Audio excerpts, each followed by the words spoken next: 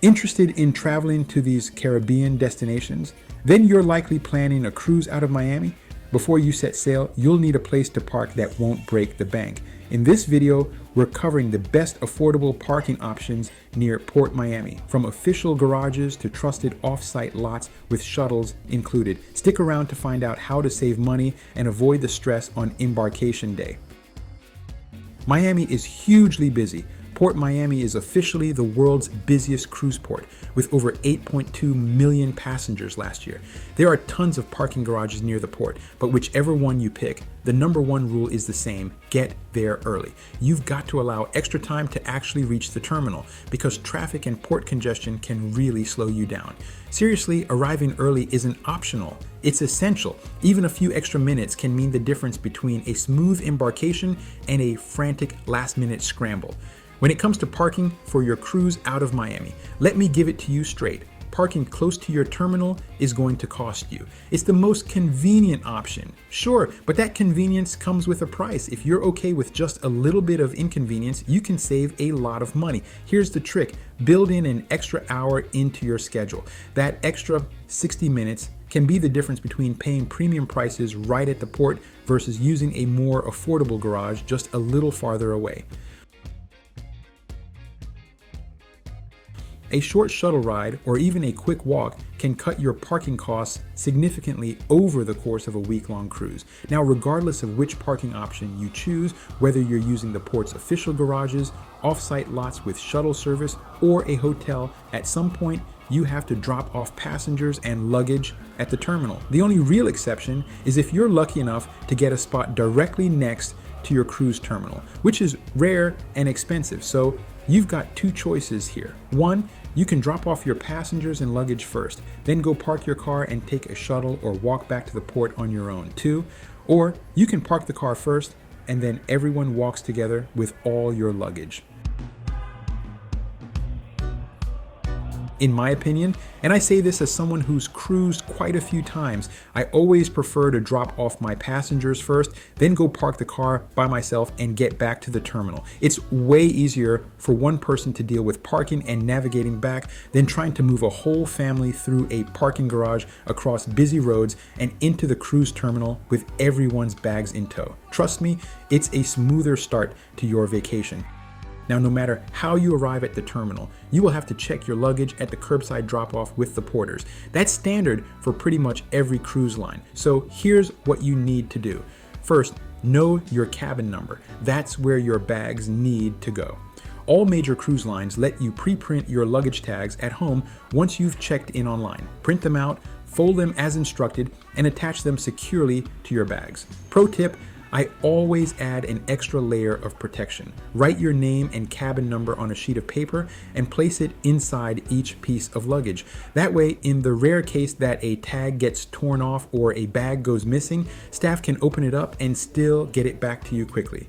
So yeah, it takes a little planning, but it's totally worth it. Parking smart, arriving early, and tagging your luggage right can save you money and help your vacation get off to a stress-free start.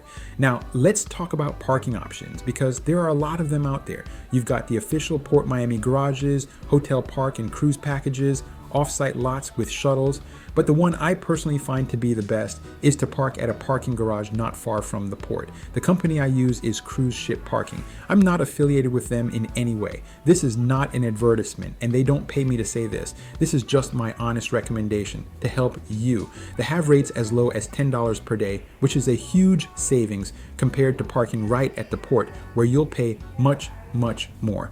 Over the course of a 7-day cruise, that adds up quickly. A couple of quick tips if you go this route.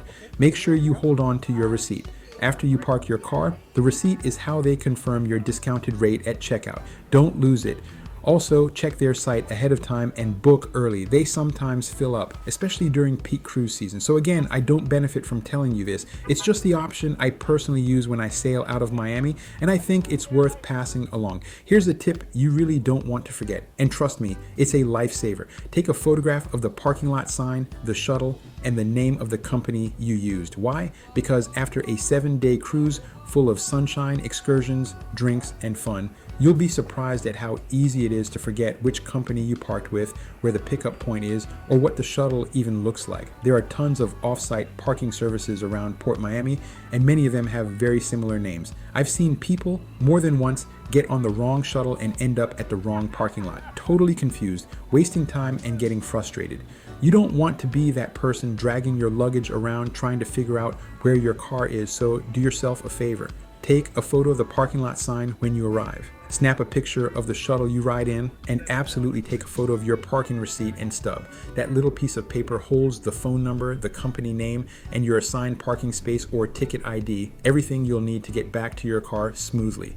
And here's another big one. If you park in a multi-level garage or a big surface lot, make note of your exact spot. Take a picture of the pole, the row, the level, whatever's around you that can help. The last thing you want to do after a relaxing cruise is spend 30 or 40 minutes walking up and down levels, pressing your key fob, hoping your car honks back. It's such a simple thing, but it makes a huge difference on disembarkation day. One more quick note about the shuttle service. Tipping the driver is optional, but always appreciated, especially if they're helping you load or unload heavy bags. When your cruise is over and you're ready to head back to your car, plan for a little wait time.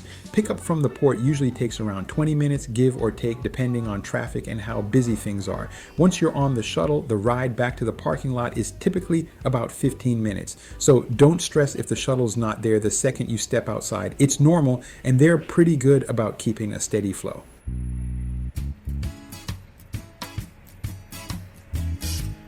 Just a few quick photos at the start of your trip can save you from stress, wasted time, and unnecessary headaches when you're ready to go home. And before you hop on that shuttle to the port, don't forget the basics.